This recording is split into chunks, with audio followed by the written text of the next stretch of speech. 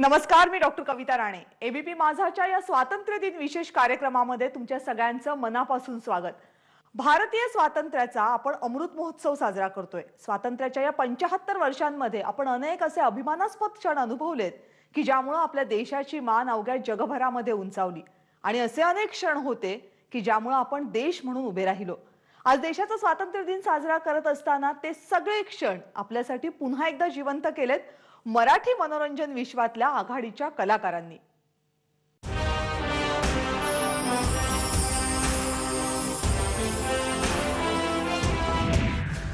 15 August 1947 आपला देश स्वतंत्र झाला. 150 वर्षांची गुलामगिरी संपली आणि स्वातंत्र्याची पहाट झाली. कित्येकांचं बलिदान, कित्येकांचा त्याग, कित्येकांचं अवघं आयुष्य या स्वातंत्र्य यज्ञात समर्पित झालं. या साऱ्यांच्या स्मृती जपत आणि या वेड्या वीरांना वंदन करत स्वतंत्र भारताचा प्रवास सुरू झाला. 1948 स्वातंत्र्यानंतर पार पडलेल्या पहिल्याच ऑलिम्पिक स्पर्धेत भारतीय पुरुष हॉकी संघाने सुवर्ण पदक पटकावलं. लंडनमध्ये ही स्पर्धा पार पडली. किशन लाल हे त्यावेळी भारतीय हॉकी संघाचे कर्णधार होते, ज्यांनी 5 सामन्यात तब्बल 25 गोल केले. भारतात टाटांची विमान कंपनी 1932 मध्ये आकाराला आली असली तरी आंतरराष्ट्रीय विमान सेवा स्वातंत्र्यानंतरच सुरू झाली. 8 जून 1948 हा तो दिवस होता ज्या दिवशी भारतीय प्रवासी विमान लंडनला रवाना झालं. हा भारतीय विमान कंपनीचा पहिला आंतरराष्ट्रीय प्रवास होता. अर्थात त्यावर मालगाडी टाटांची उरली नव्हती. 26 जानेवारी 1950 भारतीय स्वातंत्र्याच्या इतिहासातला मौल्यवान आणि महत्त्वाचा दिवस. याच दिवशी आपल्या देशानं राज्यघटनेचा स्वीकार केला. डॉक्टर बाबासाहेब आंबेडकर यांच्या अध्यक्षतेखालील संविधान समितीने तयार केलेल्या घटनेवर भारताचा प्रवास सुरू झाला. स्वातंत्र्यानंतर गरीब आणि श्रीमंत यांच्यातील दरी वाढतच चालली होती. हा असमतोल दूर करण्यासाठी आचार्य विनोबांनी भूदान चळवळ सुरू केली. 18 एप्रिल 1951 हा तो दिवस होता जेव्हा त्यांना जमिनीचं पहिलं दान मिळालं. त्यानंतर जवळपास 47 लाख हेक्टर जमीन भारतीयांनी विनोबांना दान म्हणून दिली, जी त्यांनी भूमिहीनांमध्ये वाटून टाकली. सन 1951 स्वतंत्र भारतात पहिल्यांदा सार्वत्रिक निवडणुका पार पडल्या. 25 ऑक्टोबर 1951 ते 27 मार्च 1952 असा जवळपास 6 महिन्यांचा हा निवडणूक कार्यक्रम होता, ज्यामध्ये 489 पैकी 364 जागा जिंकत काँग्रेसने बाजी मारली आणि पंडित जवाहरलाल नेहरू भारताचे पहिले पंतप्रधान बनले. भारताने पहिल्यांदाच एशियन गेम्सचं यशस्वी आयोजन केलं. स्वातंत्र्यानंतरचा भारतात पार पडलेला हा सगळ्यात मोठा क्रीडा सोहळा होता. 11 देशातील 489 खेळाडूंनी यात भाग घेतला. 1951 याच वर्षी भारतात धावणाऱ्या रेल्वेचं राष्ट्रीयकरण झालं. ब्रिटिश कंपनीच्या ताब्यात असलेली संपूर्ण रेल्वे भारत सरकारच्या ताब्यात आली. त्यावेळी भारतात पसरलेलं रेल्वेचं जाळं जगातील 5व्या क्रमांकाचं होतं. आज संपूर्ण जगभरात IIT मधून प्रशिक्षण घेतलेल्या विद्यार्थ्यांना खूप मागणी असते. त्यामागचं कारण अर्थातच इथे मिळणारं उच्च दर्जाचं शिक्षण. याच IITची सुरुवात 1951 साली झाली. IITचा पहिला कॅम्पस खरगपूर इथे आकाराला आला. स्वतंत्र भारताचे पहिले पंतप्रधान पंडित जवाहरलाल नेहरू यांच्या प्रयत्नातून ही संस्था उभी राहिली. 1952 हे वर्ष भारतीय क्रीडा विश्वासाठी ऐतिहासिक ठरलं. या वर्षीच भारताला पहिलं वैयक्तिक ऑलिम्पिक पदक मिळालं. हा भीम पराक्रम करणारे मल्ल होते मराठमोळे खाशाबा जाधव. हेलसिंकी ऑलिम्पिकमध्ये त्यांनी पटकावलेलं कांस्य पदक पुढच्या कित्येक पिढ्यांसाठी प्रेरणा देणारं ठरलं. स्वतंत्र भारतातला सर्वोच्च नागरी पुरस्कार म्हणजे भारतरत्न. 1954 साली या पुरस्काराची भारतात सुरुवात झाली आणि याचे पहिले मानकरी ठरले डॉक्टर सर्वपल्ली राधाकृष्णन. भारतात रेडिओ आला तो 1927 साली, मात्र त्याचं आकाशवाणी असं बारसं झालं ते 1957 साली. म्हैसूर संस्थानाने जे रेडिओ स्टेशन सुरू केलं होतं त्याचं नाव आकाशवाणी होतं. तेच नाव पुढे भारत सरकारच्या अधिकृत रेडिओला देण्यात आलं. हा रेडिओ भारताच्या आजवरच्या प्रवासाचा महत्त्वाचा साक्षीदार आहे. खरं तर भारतीय सिनेसृष्टीचा इतिहास खूप मोठा आहे, पण जागतिक स्तरावर आपल्या सिनेमाची दखल घ्यायला लावली ती मदर इंडियाने. आणि मदर इंडियाला जगातील सर्वोच्च पुरस्कार मानला जाणारा ऑस्करचं नामांकन मिळालं. अशा तऱ्हेने मदर इंडिया हा ऑस्करला नामांकन होणारा पहिला भारतीय सिनेमा ठरला. फिल्मफेअर पुरस्कारांमध्ये आधी गायक हा विभागच नव्हता, म्हणजे गायकांना आधी पुरस्कार दिले जात नव्हते. 1958 मध्ये गायकांसाठीही पुरस्कार देणं सुरू केलं आणि पार्श्वगायनाचा पहिला पुरस्कार गानसम्राज्ञी लता मंगेशकर यांना देण्यात आला. मधुमती या सिनेमातील आजारे या गाण्यासाठी लता दीदींना पहिला फिल्मफेअर पुरस्कार मिळाला. आज आम्ही सगळेच कलाकार दररोज छोट्या पडद्यावरून तुमच्या भेटीला येतो. हाच छोटा पडदा भारतीयांच्या सर्वप्रथम भेटीस आला तो 15 सप्टेंबर 1959 या दिवशी. या दिवसापासून भारतात दूरदर्शन युग अवतरलं. सुरुवातीची कित्येक वर्ष दिवसभरात केवळ अर्ध्या तासासाठी हे चॅनल सुरू असायचं. 1985 नंतर यात झपाट्याने बदल झाला. 1960 हे वर्ष आपल्या साऱ्यांच्याच दृष्टीने खूप महत्त्वाचं आहे, कारण आपला देश अन्नधान्याच्या बाबतीत स्वयंपूर्ण होण्यासाठीची सुरुवात याच वर्षी झाली. तेव्हाच्या 36 कोटी जनतेचं पोट भरण्यासाठी कोणत्या तरी परकीय राष्ट्रावर अवलंबून राहू नये या विचारातून शेतीमध्ये जे प्रयोग केले गेले तीच ही क्रांती, हरित क्रांती. 1 मे 1960 आपल्या मराठी भूमीचा, आपल्या मातीचा, आपल्या महाराष्ट्राचा हा जन्मदिवस. कित्येक वर्षांचा संघर्ष आणि 105 जणांच्या हुतात्म्याचं दान घेऊन महाराष्ट्र राज्याची निर्मिती झाली. तत्कालीन पंतप्रधान पंडित जवाहरलाल नेहरूंनी आपल्या या नव्या राज्याची घोषणा केली आणि यशवंतराव चव्हाण यांची महाराष्ट्राचे पहिले मुख्यमंत्री म्हणून निवड केली. 19 डिसेंबर 1961 भारताला स्वातंत्र्य मिळूनही पारतंत्र्यात असलेल्या गोव्याचा हा मुक्तिदिन. गोव्याच्या स्वातंत्र्यासाठी लढणाऱ्या अनेक स्वातंत्र्य सैनिकांना भारतीय लष्कराचं बळ लाभलं आणि 19 डिसेंबर 1961च्या रात्री 10 वाजता पोर्तुगीज गव्हर्नरने शरणागती केली. 1962 भारत आणि चीन पहिल्यांदा युद्ध झालं. या युद्धात भारताला पराभव जरी पत्करावा लागला असला तरी आपण ह्यातनं खूप मोठा धडा घेतला. संरक्षण क्षेत्रात कमालीचा बदल केला आणि याचाच फायदा 1965 साली भारत पाकिस्तान युद्धात झाला. भारताला स्वातंत्र्य मिळाल्यापासून पाकिस्तानच्या कुरघोड्या सुरूच होत्या. त्या देशाची परिस्थिती कितीही वाईट असली तरी युद्धाची खुमखुमी कायम होती. त्यातून 1965 मध्ये पाकिस्ताननं पुन्हा एकदा भारताविरुद्ध युद्ध छेडलं. यावेळी भारतीय सैन्यानं त्यांना जशास तसं उत्तर दिलं. इतकंच नाही तर आपण थेट लाहोरपर्यंत मजल मारली होती. अखेर ताशकंद करारानं या युद्धाची सांगता केली. साल 1965 ज्ञानपीठ पुरस्काराची सुरुवात ह्याच वर्षापासून झाली. भारतीय साहित्य विश्वातला हा सर्वोच्च पुरस्कार आहे. मल्याळी साहित्यिक जी शंकर हे या पुरस्काराचे पहिले मानकरी ठरले. स्वातंत्र्य मिळाल्यानंतर आपला देश वेगवेगळ्या क्षेत्रात प्रगती करत होता. त्याला फॅशन विश्वाचाही अपवाद नव्हता. क्रीडा, मनोरंजन, विज्ञान अशा क्षेत्रात आपली मंडळी आंतरराष्ट्रीय पातळीवर ठसा उमटवत असताना रीटा फारिया यांनी विश्वसुंदरी बनण्याचा मान पटकावला. 1966 साली लंडनमध्ये पार पडलेल्या झगमगत्या सोहळ्यात रीटा फारिया यांची विश्वसुंदरी म्हणून घोषणा करण्यात आली. याच वर्षी म्हणजे 1966 मध्ये पंजाब प्रांताची विभागणी झाली आणि त्यातून पंजाब, हरियाणा आणि हिमाचल प्रदेश अशी 3 राज्य उदयास आली. संगीत विश्वात ग्रॅमी पुरस्कार हा अत्यंत प्रतिष्ठेचा मानला जातो. 1967 साली या पुरस्कारावर पहिल्यांदाच एका भारतीयाचं नाव कोरलं गेलं आणि ते भारतीय संगीतकार म्हणजे पंडित रविशंकर. जागतिक कीर्तीच्या या सतार वादकाचा ग्रॅमी पुरस्काराने झालेला गौरव संगीत विश्वात भारताची मान उंचावणारा ठरला. जगभरात माहिती तंत्रज्ञान क्षेत्रात झालेली क्रांती थक्क करणारी आहे. यात भारत अजिबात मागे नाही आहे. कदाचित याचंही श्रेय टाटांच्या दूरदृष्टीलाच द्यावं लागेल. 1968 साली जेव्हा सॉफ्टवेअर किंवा माहिती तंत्रज्ञान हे शब्द कोणाच्या ऐकिवातही नव्हते तेव्हा त्यांनी थेट TCS सारखी सॉफ्टवेअर कंपनी सुरू केली. आज त्याच कंपनीचा वटवृक्ष झाला असून ही कंपनी जगभरात सेवा पुरवते आहे. साल 1969 हे भारतीय सिनेमाचे जनक अर्थात दादासाहेब फाळके यांचं जन्मशताब्दी वर्ष. याच निमित्तानं भारतीय सिनेमा विश्वातल्या सर्वात मोठ्या आणि प्रतिष्ठेच्या दादासाहेब फाळके पुरस्काराची सुरुवात झाली. त्यांच्या नावाने दिला जाणारा हा पहिला पुरस्कार अभिनेत्री देविका राणी यांना प्रदान करण्यात आला होता. आज आपण दूध उत्पादनाच्या बाबतीत स्वयंपूर्ण आहोत. केवळ स्वयंपूर्णच नव्हे तर आपल्या देशाची गरज भागून इतर देशांना दुग्ध पदार्थांची निर्यातही करतो. 1970च्या आधी मात्र परिस्थिती अगदी उलट होती. आपल्या देशामध्ये दुधाचं अत्यल्प उत्पादन होत होतं. त्यावेळी डॉक्टर वर्गीस कुरियन यांनी दुधाचा महापूर ही संकल्पना राबवली. दुधाचं उत्पादन वाढवण्यासाठी त्यांनी दूरगामी योजना आखली आणि त्यातून जे घडलं ते म्हणजेच श्वेतक्रांती. डॉक्टर वर्गीस कुरियन सारखी रत्न आपल्या देशाला लाभली म्हणूनच आज आपण अनेक क्षेत्रात आघाडीवर आहोत. 19 जुलै 1969 देशातील 14 बँकांचं राष्ट्रीयकरण करण्यात आलं. याला त्या काळात विरोध झाला असला तरी या निर्णयानं बँकांचं जाळं देशभरात विस्तारलं.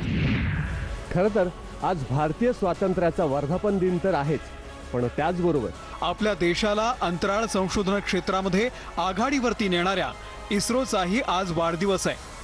आजवर कित्येक उपग्रहांचं यशस्वी प्रक्षेपण करणाऱ्या या संस्थेची स्थापना 15 ऑगस्ट 1969 या दिवशी झाली. अर्थात आपले शास्त्रज्ञ आधीपासूनच या क्षेत्रामध्ये काम करत असले तरी त्याला आधुनिक आणि संस्थात्मक रूप 1969 साली आजच्याच दिवशी लाभलं. तमाम भारतीयांचा अभिमान असलेल्या या संस्थेला वर्धापन दिनाच्या खूप खूप शुभेच्छा. तारीख 18 मे 1974, बुद्ध पौर्णिमेचा तो दिवस. याच दिवशी पोखरणच्या वाळवंटात इतिहास रचला गेला. भारताने पहिली यशस्वी अणुचाचणी घेतली. जमिनीखाली 197 मीटर खोल रेतीत गाडून ठेवलेल्या अणुबॉम्बचा स्फोट झाला आणि त्याचे हादरे अवघ्या जगाला बसले. भारताचा अण्वस्त्रधारी देशांच्या यादीत समावेश झाला होता. कोणालाही कसलाही थांगपत्ता लागू न देता 75 वैज्ञानिकांच्या चमूने ही मोहीम फते केली. 19 एप्रिल 1975 या दिवशी आर्यभट्ट हा भारताचा पहिला उपग्रह प्रक्षेपित करण्यात आला. रशियाच्या अंतराळ स्थानकावरून हे प्रक्षेपण पार पडलं. इस्रोची ही पहिली अंतराळ मोहीम होती. मनोरंजन विश्वातला जगातला सर्वोच्च पुरस्कार म्हणजे अर्थातच ऑस्कर. याच पुरस्कारावर पहिल्यांदा एका भारतीयाचं नाव कोरलं गेलं ते 1983 साली. दिवंगत वेशभूषाकार भानू अथय्या यांना गांधी या सिनेमासाठी ऑस्कर पुरस्काराने सन्मानित करण्यात आले. क्रिकेट हे तमाम भारतीयांचं पहिलं प्रेम. या क्रिकेट प्रेमाला विश्वविजयाची झालर लाभली ती 1983 मध्ये. अंतिम सामन्यात बलाढ्य वेस्ट इंडिजला पराभूत करत भारतीय क्रिकेट संघाचे तत्कालीन कर्णधार कपिल देव यांनी वर्ल्ड कप उंचावला आणि करोडो भारतीयांचा ऊर अभिमानानं भरून आला. 2 एप्रिल 1984 भारताची पहिली यशस्वी अंतराळ मोहीम होती. सॅल्यूट 7 या स्पेस स्टेशनवरून भारताच्या यानाने अवकाशात झेप घेतली आणि आपला देश अंतराळावर स्वारी करणारा जगातला 14वा देश ठरला. राकेश शर्मा हे नाव भारताचे पहिले अंतराळवीर म्हणून सुवर्णाक्षरांनी नोंदवलं गेलं. ते अंतराळात असताना तत्कालीन पंतप्रधान इंदिरा गांधी यांनी रेडिओवरून विचारलं, अंतराळातून आपला भारत देश कसा दिसतो? त्यावर राकेश शर्मा यांचं उत्तर होतं, सारे जहां से अच्छा हिंदोस्तान हमारा. 1983 साली आपण क्रिकेट वर्ल्ड कप जिंकला आणि 1987 साली त्याच स्पर्धेचं यजमानपद आपल्याला मिळालं. विशेष म्हणजे त्या आधीचे सगळे वर्ल्ड कप फक्त आणि फक्त इंग्लंडमध्येच पार पडले होते. इंग्लंड बाहेर वर्ल्ड कपचं यशस्वी आयोजन करणारा भारत हा पहिला देश ठरला. 2 ऑगस्ट 1990 सद्दाम हुसेन यांच्या इराकनं कुवेतवर आक्रमण केलं. अखाती देशांमध्ये युद्ध भडकण्याची ती सुरुवात होती. युद्धाचं हे रण पेटलेलं असताना या देशात त्यावेळी लाखोंच्या संख्येने भारतीय होते. या सर्वांना सुखरूप भारतात आणणं हे आव्हान होतं. मात्र एअर इंडियाच्या मदतीने भारत सरकारने हे आव्हान पेललं. 13 ऑगस्ट ते 20 ऑक्टोबर या 67 दिवसांच्या काळात तब्बल 2.25 लाख भारतीयांना एअरलिफ्ट करण्यात आलं आणि त्यांना सुरक्षितपणे भारतात आणलं गेलं. जगाच्या इतिहासातलं सगळ्यात मोठं एअरलिफ्ट ऑपरेशन म्हणून या घटनेची नोंद करण्यात आली. संगणक क्रांतीच्या सुरुवातीचे ते दिवस होते. अमेरिकेने भारताला परमसंगणक देण्याचं मान्य तर केलं होतं, मात्र त्यासाठी भरमसाठ अटी घातल्या होत्या. अर्थात ते आपण मान्य करणं शक्य नव्हतं. आपण अमेरिकेचा संगणक नाकारला, पण त्यामुळे प्रश्न संपले नव्हते. आपल्याला माहिती तंत्रज्ञान क्षेत्रातील प्रगतीसाठी परमसंगणकाची प्रचंड गरज होती आणि ती गरज पूर्ण केली डॉक्टर विजय भटकर यांनी. तब्बल 300 जणांच्या टीमला सोबत घेऊन डॉक्टर विजय भटकरांनी पूर्णपणे भारतीय बनावटीच्या महापरमसंगणकाची निर्मिती केली. 1991 साली हा महासंगणक जन्माला आला. हा संगणक म्हणजे भारताच्या सर्वांगीण प्रगतीतला मैलाचा दगड ठरला. वर्ष 1991 भारतीय अर्थव्यवस्था मंदीच्या कचाट्यात सापडली होती. म्हणजे अगदी आपल्या देशाचं सोनं गहाण टाकण्यासारखी वेळ आलेली होती, पण ह्या मंदीलाच संधीचं स्वरूप दिलं गेलं आणि भारताने आपली अर्थव्यवस्था खुली केली आणि या सगळ्याचा सकारात्मक असा परिणाम आपल्या अर्थव्यवस्थेवर झाला. 22 जानेवारी 1993 रिझर्व्ह बँकेने खाजगी बँकांसाठी नवीन धोरणं जाहीर केली आणि याचाच परिणाम म्हणून नवीन खाजगी बँका उदयास आल्या. जागतिक अर्थविश्वातला सर्वात प्रतिष्ठेचा पुरस्कार म्हणजेच नोबेल पुरस्कार. मानाच्या या पुरस्कारावर आपलं नाव कोरणारे पहिले भारतीय ठरले डॉक्टर अमर्त्य सेन. अर्थशास्त्रातील महत्त्वपूर्ण संशोधनासाठी 1998 मध्ये नोबेल पुरस्काराने त्यांना सन्मानित करण्यात आलं. 11 मे 1998 भारताने पोखरणच्या वाळवंटात दुसरी यशस्वी अणुचाचणी केली. ही 5 अणुबॉम्ब्सची मालिकाच होती. भारताचं ऑपरेशन शक्ती खऱ्या अर्थाने आपल्या देशाला शक्तिशाली करणारं ठरलं. 1998 हे वर्ष भारतीय ऑटोमोबाईल क्षेत्रासाठी महत्त्वपूर्ण ठरलं. संपूर्णपणे भारतात तयार झालेली इंडिका ही पहिली कार याच वर्षी लॉन्च करण्यात आली. रतन टाटा यांच्या अथक प्रयत्नातून आकाराला आलेली इंडिका ही कार याच वर्षी भारतीय रस्त्यांवरनं धावू लागली. अर्थात या कारला म्हणावं तसं व्यावसायिक यश मिळालं नसलं तरी पहिली भारतीय बनावटीची कार म्हणून टाटा इंडिकाची इतिहासात नोंद झाली. मे 1999 भारताच्या कारगिल भागात पाकिस्ताननं कुटील डाव आखला. आपलं सैन्य दहशतवाद्यांच्या वेशात भारतीय भूमीत घुसवलं आणि तिथल्या अनेक चौक्या आपल्या ताब्यात घेतल्या. पाकिस्तानची तकी खेळी तिथल्या गुराख्यांच्या लक्षात आली आणि आपलं सैन्य सतर्क झालं. आणि त्याच युद्धात पाकिस्तानला चिरडून टाकण्यासाठी भारतानं आखलं ऑपरेशन विजय. 26 जुलै 1999 भारताचं ऑपरेशन विजय खऱ्या अर्थाने विजयी ठरलं. पाकिस्ताननं कब्जा केलेला पूर्ण भाग भारताने आपल्या ताब्यात घेतला. त्या देशाला पूर्णपणे धोबी पछाड देत भारतानं कारगिलचं युद्ध जिंकलं. साल 2000 बुद्धिबळ या खेळाचं विश्वविजेतेपद भारताकडे आलं. ग्रँड मास्टर विश्वनाथन आनंद याने रशियाच्या अलेक्सिस शिरॉयला हरवत जागतिक अजिंक्यपद पटकावलं. हा किताब पटकावणारा विश्वनाथन आनंद पहिला भारतीय ठरला.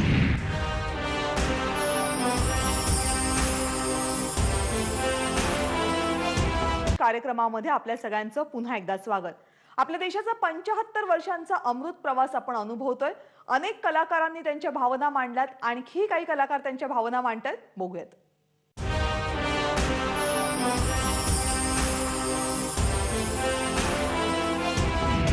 12 ऑक्टोबर 2005 प्रत्येक सर्वसामान्य भारतीयाच्या हातात या दिवशी एक नवीन शस्त्र आलं आणि ते शस्त्र होतं माहिती अधिकाराचं. लोकप्रतिनिधींच्या आणि प्रशासकीय अधिकाऱ्यांच्या मनमानी कारभाराला आळा बसावा, सर्वसामान्यांना प्रशासकीय कामांची सत्य आणि संपूर्ण माहिती मिळावी, यातून कुठेतरी यंत्रणेवर सर्वसामान्य माणसांचा वचक राहावा, हा यामागचा मुख्य हेतू होता. 2007 साली पहिल्यांदाच T20 क्रिकेट विश्वचषकाचं आयोजन करण्यात आलं. या स्पर्धेच्या निमित्तानं महेंद्रसिंग धोनीकडे भारतीय संघाचं कर्णधारपद सोपवण्यात आलं आणि या संधीचं सोनं त्याने केलं. त्याच्या नेतृत्वाखाली खेळणाऱ्या आपल्या संघाने हा पहिला वहिला T20 वर्ल्ड कप आपल्या नावावर केला. खास बाब म्हणजे अंतिम सामन्यात कट्टर प्रतिस्पर्धी असलेल्या पाकिस्तानला हरवून भारताने विश्वचषकावर आपलं नाव कोरलं. 2007 हे वर्ष आणखी एका कारणासाठी खूप खास ठरलं आणि ते म्हणजे यावर्षी पहिल्यांदाच भारताला पहिल्या महिला राष्ट्रपती लाभल्या. प्रतिभाताई पाटील यांची देशाच्या सर्वोच्च पदावर नेमणूक झाली. 22 ऑक्टोबर 2008 भारताचं यान पहिल्यांदाच चंद्राच्या दिशेने झेपावलं. अशा पद्धतीची यशस्वी चांद्र मोहीम राबवणारा भारत हा जगातला केवळ चौथ ठरलाय. या मोहिमेसाठी 386 कोटी रुपये खर्च करण्यात आले. अत्यंत प्रतिष्ठेच्या ऑलिम्पिक्समध्ये वैयक्तिक क्रीडा प्रकारामध्ये सुवर्ण पदकाचा दुष्काळ संपवला तो अभिनव बिंद्राने. 2008च्या बीजिंग ऑलिम्पिक्समध्ये त्यानं हे सुवर्ण पदक पटकावलं. नेमबाजीतल्या 10 मीटर एअर रायफल या क्रीडा प्रकारात अभिनवने सुवर्ण यशाला गवसणी घातली. भानू अथय्यानंतर तब्बल 26 वर्षांनी ऑस्करची बाहुली आपल्या भारतात आली. 22 फेब्रुवारी 2009 स्लमडॉग मिलेनियर या सिनेमासाठी प्रतिभाशाली संगीतकार AR रहमान याला सर्वोच्च ऑस्कर पुरस्काराने सन्मानित करण्यात आलं. बेस्ट ओरिजिनल स्कोर आणि बेस्ट ओरिजिनल सॉन्ग अशा 2 विभागात रहमानने बाजी मारली. या सिनेमाच्या ध्वनी मिश्रणासाठी रसूल पुकुट्टी यांनाही ऑस्कर पुरस्कार देऊन गौरवण्यात आलं. 2011 साली भारताला एकदिवसीय क्रिकेट विश्वचषकाचं यजमानपद मिळालं आणि कर्णधार महेंद्रसिंग धोनीच्या नेतृत्वाखाली खेळणाऱ्या आपल्या संघाने थेट विश्वविजयाला गवसणी घातली. मुंबईतल्या वानखेडे स्टेडियमवर पार पडलेल्या अंतिम सामन्यात श्रीलंकेला धूळ चारत भारत दुसऱ्यांदा जगज्जेता झाला. 16 मार्च 2012 क्रिकेटवर आणि क्रिकेटच्या देवावर प्रेम करणाऱ्या सर्व भारतीयांसाठी हा दिवस सोन्याचा होता. कारण याच दिवशी मास्टर ब्लास्टर सचिन तेंडुलकरनं शतकांचं शतक साजरं केलं. आंतरराष्ट्रीय क्रिकेटमध्ये अशी कामगिरी करणारा सचिन हा जगातील एकमेव आहे. मिशन मंगळ भारताच्या अंतराळ संशोधन कार्यक्रमातील एक मैलाचा दगड. 5 नोव्हेंबर 2013 या दिवशी दुपारी 2:38 भारताच्या या यानाने मंगळाकडे झेप घेतली आणि इतिहास रचला. पहिल्याच प्रयत्नात मंगळ मोहीम पूर्ण करणारा भारत जगातला पहिला देश आहे. सामाजिक आरोग्याच्या दृष्टीने एक मोठी घटना 2014 मध्ये घडली. जागतिक आरोग्य संघटनेनं आपल्या देशाला पोलिओ मुक्त देश म्हणून घोषित केलं. पोलिओ विरोधात भारत सरकारनं राबवलेल्या मोहिमेचं हे फळ होतं. आयुष्यभराचं अपंगत्व देणाऱ्या या भयंकर आजाराची भारतातून झालेली गच्छंती निश्चितच दिलासादायक आहे. 18 जून 2016 हा दिवस ऐतिहासिक होता, कारण या दिवशी पहिल्यांदाच भारतीय वायुसेनेत महिला लढाऊ वैमानिकांचा समावेश करण्यात आला. अवनी चतुर्वेदी, मोहना सिंग आणि भावना कांत या 3 वैमानिकांची तुकडी हवाई दलात सामील झाली. वर्ष 2018 भारतीय नौदलाला अधिक बळकट करणारी घटना यावर्षी घडली. अरिहंत ही भारताची पहिली आण्विक पाणबुडी याच वर्षी भारतीय नौदलाच्या ताफ्यात दाखल झाली. तब्बल 4000 कोटी रुपये खर्च करून या पाणबुडीची निर्मिती करण्यात आली. फेब्रुवारी 2019 तेजस संपूर्णपणे भारतीय बनावटीची ही लढाऊ विमानं आपल्या वायुदलात सामील झाली. यासाठीच्या 2015 पासून सुरू असलेल्या चाचण्या यशस्वीपणे पूर्ण झाल्या आणि 2019 मध्ये ही विमानं देशासाठी सज्ज झाली. भविष्यातली युद्ध ही जमीन, पाणी आणि हवेसह अवकाशातही लढली जातील असं म्हटलं जातं. त्याच युद्धासाठी आपण सज्ज असल्याचे संकेत भारताने 27 मार्च 2019 या दिवशी दिले. या दिवशी अवकाशातील उपग्रहांना नष्ट करू शकेल अशा क्षेपणास्त्रांची यशस्वी चाचणी भारताने केली. मिशन शक्ती या नावाने ही चाचणी पार पडली. युनेस्को आणि लंडन मधल्या वार्की फाउंडेशन तर्फे ग्लोबल टीचर हा पुरस्कार सोलापूरच्या रणजित सिंह डिसले यांना जाहीर झाला. 7 कोटी रुपये रकमेचा हा पुरस्कार पटकावणारे ते भारतातले पहिले शिक्षक ठरले. जगभरातील 140 देशातले 12,000हून अधिक शिक्षक या पुरस्काराच्या शर्यतीत होते आणि त्यातून डिसले गुरुजींची निवड करण्यात आली.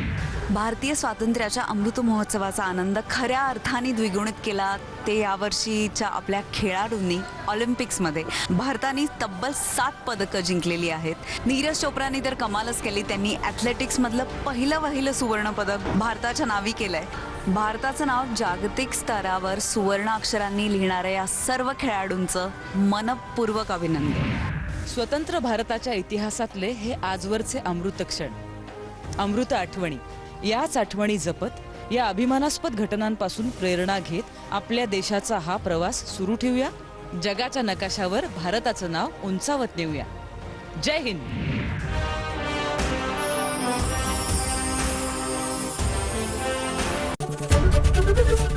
एबीपी माझा, उघडा डोळे बघा नीट.